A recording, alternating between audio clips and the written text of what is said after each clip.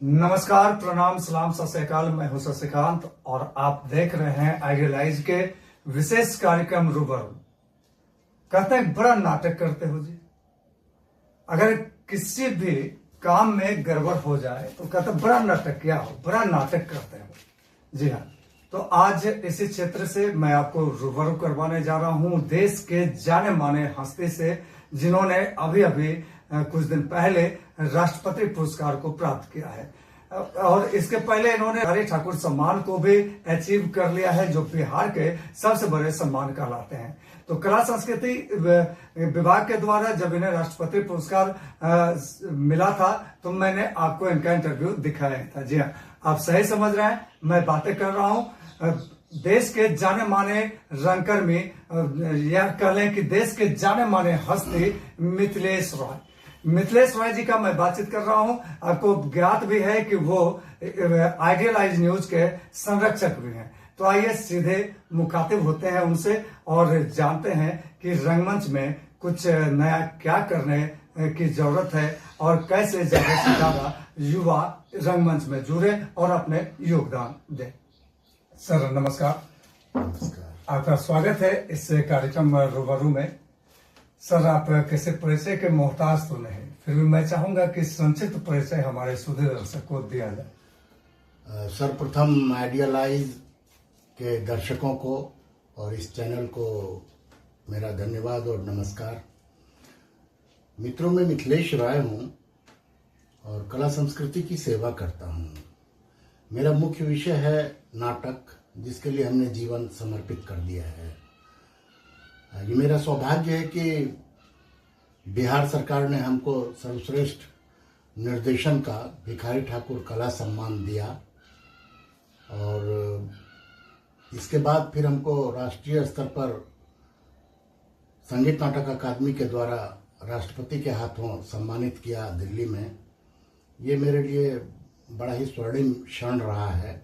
हम शुक्रगुजार हैं इस क्षेत्र के तमाम जो श्रेष्ठ लोग हैं, कला संस्कृति को जो लीड करते हैं, हम उनके एहसानमंद हैं।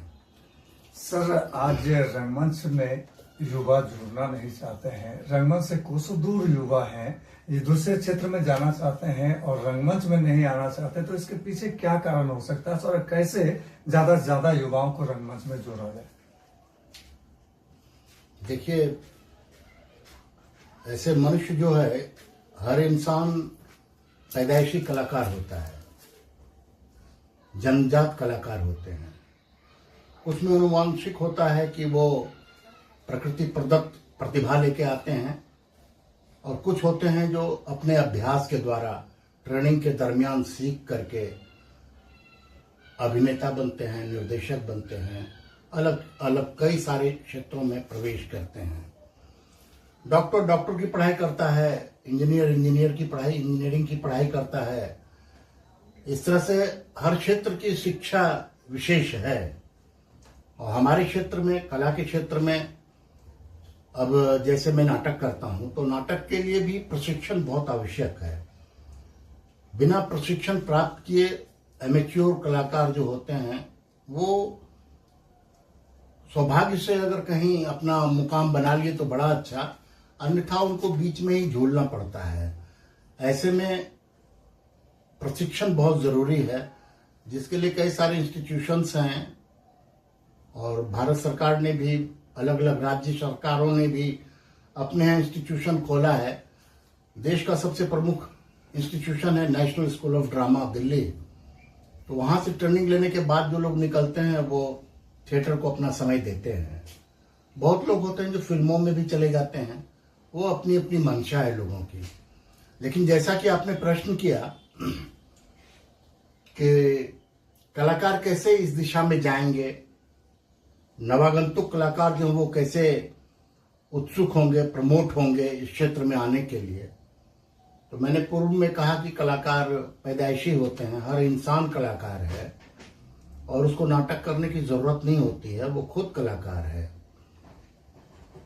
हंसना, बोलना, खेलना, कूदना, लड़ना, झगड़ना, घर परिवार, दोस्त, समाज में जिस तरीके से लोग रिएक्ट करते हैं वो भी एक कला है और ये संस्कार के तहत वो सजता है, संवरता है। रही कलाकारों के प्रोत्साहन होने की बात, तो ऐसे तो पूर्णिया में यहाँ के जो विधायक हैं विजय खेमका, उन्होंने बीबीएम स्कूल में एक मंच बनाया था, लेकिन मन माफिक नहीं था, तो फिर हमने गुजारिश की तो दूसरा एक मंच वो जिला स्कूल में बना रहे हैं। हालांकि ये रंगमंच के मापदंड पर पूरी तरीके से खरा नहीं उतरता है मंच, लेकिन फिर भी विजय खेमका का हम आभार व्यक्त करते हैं, धन्यवाद देते हैं कि नवागंतुक कलाकारों के लिए एक जो पृष्ठभूमि तैयार की है कला मंच पूर्णिया जिला स्कूल में, हम उनको धन्यवाद देते हैं। सर, अभी आपने कहा कि जो नए कलाकार हैं उनको जो है प्रशिक्षण लेना चाहिए, और प्रशिक्षण लेने का आपने इंस्टीट्यूट का भी नाम बतलाया, जैसे कि एनर्जी बतलाया, या और कई इंस्टीट्यूट है। उसमें आखिर जाए नए कलाकार तो कैसे, उनका जो है तैयारी कैसे करे, और सभी का तो होता नहीं है एनर्जी में, तो उनको सही दिशा निर्देश कहाँ से प्राप्त हो, किनके नेतृत्व में आए कि उनको सही दिशा निर्देश प्राप्त हो और फिर वहां तक जा सके। और दूसरी बात की सर, आपने कहा कि पूर्णिया में एक मंच का निर्माण करवा दिया गया है सदर विधायक विजय खेमका जी के द्वारा, तो सिर्फ सर क्या मंच के निर्माण हो जाने से तो क्या कलाकार को एक प्लेटफॉर्म मिल जाएगा? यहाँ प्रशिक्षण केंद्र कोई भी नहीं है। जैसा कि आप शुरू में पूर्णिया में आए थे, तो आपने, चूंकि आप खुद प्रशिक्षित हैं एनएसडी से, तो आपने कहा था नेशनल स्कूल ऑफ ड्रामा के तर्ज पर नेचुरल स्कूल ऑफ ड्रामा होना चाहिए पूर्णिया में, जो अब तक पूर्णिया को नहीं मिल पाया। तो इस संदर्भ को लेकर, इन तमाम संदर्भ को लेकर क्या कहेंगे सर? बहुत सही माकूल प्रश्न किया है। सच्चाई यह है शशि कि कलाकारों को ट्रेनिंग देना बहुत आवश्यक है, और इसके लिए अब वो मंच बन चुका है और थोड़ा सा फिनिशिंग बाकी है। कुछ ही समय के बाद हम जिला स्कूल में ट्रेनिंग सेंटर खोलने वाले हैं, नेचुरल स्कूल ऑफ ड्रामा, और वहाँ पर हम जो भी आगंतुक होंगे उनको हम प्रशिक्षित करेंगे। हमारे साथ और भी लोग होंगे, कुछ नेशनल स्कूल ऑफ ड्रामा से भी आएंगे, कुछ लोकल के भी प्रमुख लोग जो हैं थिएटर में सहयोग करने वाले, उसमें से एक आप भी हैं, उमेश आदित्य हैं, पप्पू हैं, छोटू हैं, ऐसे काफी सारे लोग हैं जो मिलकर के इस तरह के इंस्टीट्यूशन को चलाएं। ऐसे कला भवन भी इस दिशा में काम कर रही है, लेकिन चूंकि वो सरकारी सेवा में है, इस वजह से पूरा समय नहीं दे पाते हैं। अगर हमारा डीएम चाहे तो उनको यहाँ बुला सकता है, छोटू को, ताकि वो फिर से कला भवन की सेवा दे करके रंगकर्म की सेवा पुख्ता कर सकता है वो। इसी तर्ज पर हमने जिला स्कूल पूर्णिया में जो ये इंस्टीट्यूशन खोलने की बात की है, इसको सुचारू ढंग से, व्यवस्थित ढंग से चलाने की कोशिश करेंगे। आपको ये भी बता दें कि हमने प्रधानमंत्री को लिखा है कि बच्चों से ही रंगमंच की शिक्षा मिलनी चाहिए, प्रशिक्षण मिलनी चाहिए। वो स्कूल में हो, कॉलेज में हो, यूनिवर्सिटी में हो, शिक्षा की शुरुआत हो, थिएटर की शिक्षा, अलग अलग विषयों को लेकर के। एक बार पूर्णिया कॉलेज में इसकी शुरुआत भी हमारे बहुत रिक्वेस्ट पर, बहुत मेहनत पर हुई थी, जो बाद के दिनों में आकर के फिर बंद हो गई। अभी हमारे मित्र हैं शंभू कुशाग्र, पूर्णिया कॉलेज में प्रिंसिपल हैं, और वीसी से हम मुलाकात करने वाले हैं कम समय में, ताकि यूनिवर्सिटी की तरफ से, जैसे दरभंगा मिथिला यूनिवर्सिटी में थिएटर की पढ़ाई होती है, उसी तर्ज पर पूर्णिया यूनिवर्सिटी में भी थिएटर की पढ़ाई हो। लेकिन बचपन की जो बात है, उसमें हमने प्रधानमंत्री को लिखा है कि स्कूल में, हर स्कूल में इसकी शिक्षा लागू हो। और जैसे कि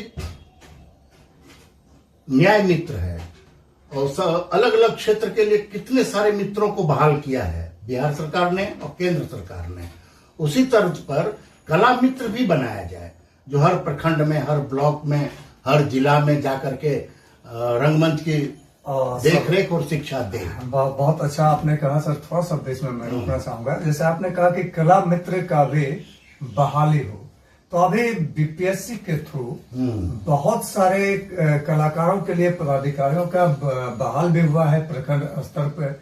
तो आपको क्या लगता है कि वो जो बहाल हुए हैं वो प्रखंड स्तर से, जिला स्तर से नए नए कलाकारों को निकालेंगे और उन्हें प्रशिक्षित करके जो है राज्य स्तर, राष्ट्र स्तर तक पहुंचाने का काम करेंगे? नहीं, ये सरकार अगर ऐसा कर रही है तो अच्छी बात है, करना चाहिए, लेकिन सरकार को जोड़नी चाहिए जो चीजें, वो जोड़ करके काम करे। मूल बात ये है कि थिएटर के जो प्रशिक्षित हैं, चाहे वो भारतेंदु नाटक अकादमी से हो, मंडी से प्रशिक्षित हो, भोपाल से प्रशिक्षित हो, बनारस से प्रशिक्षित हो, या कि नेशनल स्कूल ऑफ ड्रामा से प्रशिक्षित हो, ऐसे प्रशिक्षित लोगों को, और जो कि 15-20 साल थिएटर की सेवा दे चुके हैं, ऐसे लोगों को बनाया जाए कला मित्र, जिससे कि कलाकारों को भी पहचानने में, उनको सही तरीके से ट्रेनिंग देने में उन लोगों का सहयोग लिया जा सके। सरकार के द्वारा जो चयनित होते हैं परीक्षा पास करके बीपीएससी, उनके पास कला की इतनी समझ नहीं होती है, वो खाना पूर्ति करेंगे। और अगर वो कला मित्र होगा, इसके प्रशिक्षित कलाकार होंगे थिएटर के, तो वो उस व्यवस्था को सुचारू ढंग से चलाएगा। स्कूलों में इसकी बहुत ही नितांत आवश्यकता है। मैं शशि आपको बताऊं कि पूर्णिया में हूं, तो यहाँ विद्या विहार एक बड़ा ही नामचीन मशहूर विद्यालय है। तो विद्या विहार रेसिडेंशियल स्कूल है जो पूरे भारत के स्तर का है। वहां मैं प्रशिक्षण देने के लिए, बच्चों के साथ नाटक करने के लिए जाता हूं, और धन्यवाद देता हूं वहां के सेक्रेटरी राजेश मिश्र का, जिन्होंने कि मुझे वहां पर आमंत्रित करके ऐसी जगह दी, जिससे कि मैं वहां के लड़के और लड़कियों को, कलाकारों को संजो रहा हूं, कुछ सिखा रहा हूं। और आगे आने वाले दिनों के लिए हमने कुछ प्रपोजल पे बात करने का समय लिया है। जाकर के मैं प्रपोजल पर बात करूंगा कि यहाँ पर थिएटर की पढ़ाई हो, बजाबते इतनी जमीन है आपके पास, इतना बड़ा राष्ट्र स्तर का इंस्टीट्यूशन है आपका, आप एक एरिया हमें दें जहां पर कि हम थिएटर की बजाबते ट्रेनिंग करें। वो विद्या विहार के बच्चे ही ना हो, बल्कि बाहर के भी रंगकर्मी हो, उनको लेकर के हम रेसिडेंशियल इस तरह का चलाएं, जिससे कि विद्या विहार की गरिमा भी बढ़ेगी। क्योंकि विद्या विहार अलग अलग क्षेत्र में काम कर रहा है, इंजीनियरिंग का कॉलेज है अलग, तो इंस्टीट्यूशन बड़े ग्रुप हैं इनके। तो अगर इस तरह की शुरुआत होती है तो पूर्णिया में एक और सेंटर खुल जाएगा प्रशिक्षण के लिए। ये तो होगा सर प्राइवेट स्तर पर, लेकिन सरकारी स्तर पर प्रोग्राम में क्या हो और कैसे हो? बहुत प्रयास किया शशि, पटना से लेकर दिल्ली तक, कि यहाँ पर खुले स्कूल जो अन्य राज्यों की तरह या देश के प्रतिष्ठित संस्थान Delhi national school of drama की तरह पूर्णिया में स्थापित हो, लेकिन अभी तक मुझे सफलता नहीं मिली है। आप लोगों की दुआ मिले, मित्रों का सहयोग हो, तो मुझे लगता है कि ये जो जिला स्कूल में विधायक ने, विजय खेमका जी ने जो खोला है, उसके माध्यम से मैं आगे की लड़ाई लड़ने में सफल होने की संभावना रखता हूँ। सर, बहुत सारे लोग कहते हैं जब रंगमंच में युवा या युवती जुड़ जाती है या जुड़ जाते हैं, तो लोगों का कहना होता है क्या कर रहे हो नाटक, अरे नाटकिया हो गए हो। तो इस तरह की उपेक्षाएं का भी सामना उन्हें करना पड़ता है। लेकिन कुछ लोगों का यह भी कहना है कि जो रंगमंच कलाकार होते हैं, चाहे वो जिस भी क्षेत्र में जाए, वो कुछ बेहतर कर पाते हैं। जैसा कि मैं फेसबुक के माध्यम से पढ़ रहा था, एक एक्ट्रेस रेखा सिंह हैं, जो रेखा सिंह एक्ट्रेस बहुत बड़ी अभिनेत्री है, आपसे छुपी भी नहीं है। वो अभिनय करती हैं, पटना से करती थी, और भाभी जी मैदान में है। इस टाइटल में जो शुरू हुआ था, पहला एपिसोड उन्हीं से शुरू हुआ था, और वो कर रहे थे, कुछ बेहतर कर रहे थे। कल ही मैं पढ़ रहा था कि लालू यादव जी के जन्मदिन के अवसर पे तो कुछ बेहतर कर रहे थे, तो लालू यादव जी का स्वयं फोन आया और उन्होंने कहा कि आप रंगमंच से हो, इसीलिए आप बेहतर कर पाती हो, आप सभी भाषा के ज्ञाता हो। तो रंगमंच से जुड़े रहने वाले वो कुछ बेहतर भी कर पाते हैं किसी क्षेत्र में, और कुछ लोग तो कुंठित हो जाते हैं, आर्थिक कठिनाइयों का सामना करना पड़ता है, और कभी भी उन्हें ज्यादा पैसा नहीं हो पाता। तो कैसे समन्वय सर बैठे, इस संदर्भ में थोड़ा बतलाया जाए हमारे सूर्य दर्शक। देखिए, ये बात सच है कि जब हमारा समाज इस तरीके से विकसित नहीं था, शिक्षित नहीं था, जैसा कि आज है, डेवलपिंग नेचर को लेकर के हम लोग आगे चल रहे हैं।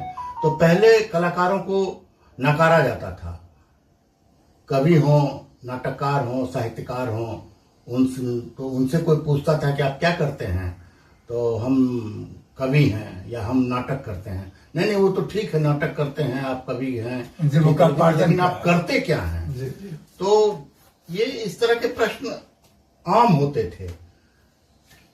लेकिन अब स्थितियां बदली हैं, लोग कला को समझने लगे हैं। जो पढ़ा लिखा तबका है, संस्कारी तबका है, वो जानते हैं कि कला का क्या महत्व है, क्या अहमियत है।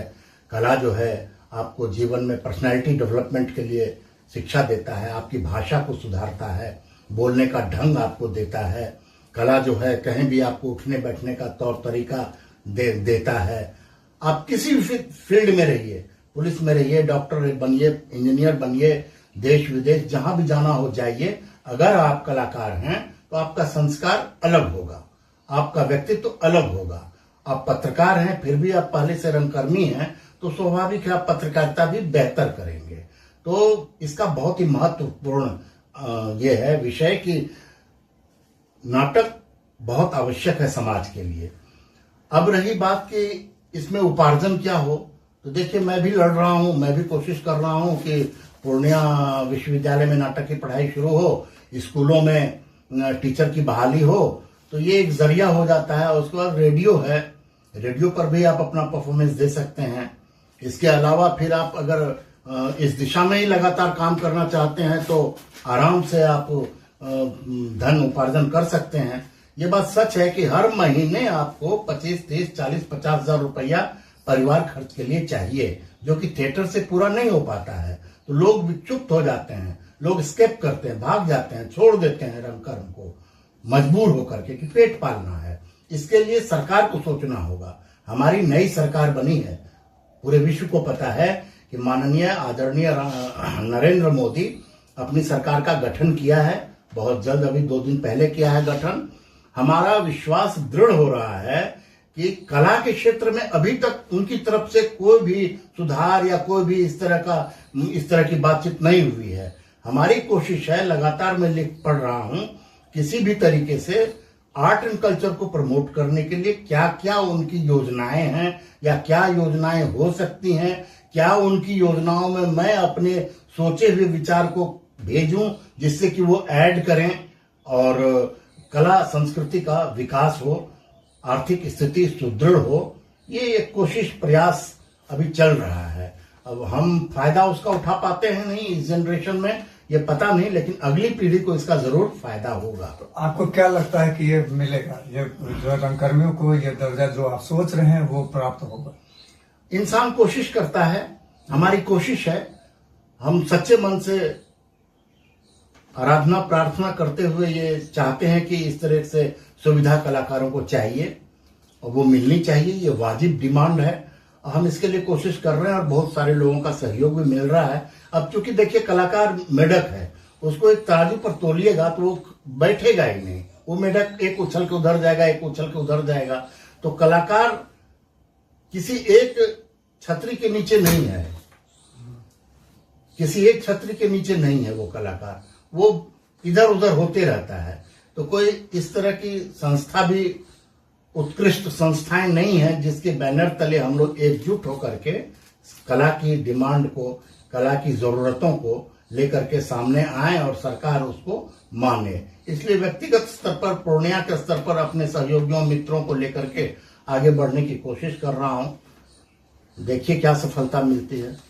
तो सर, आप युवाओं के लिए क्या संदेश देना चाहेंगे? रंगमंच में चूंकि जुड़ना नहीं चाहते तो अंतिम क्या संदेश देना चाहेंगे?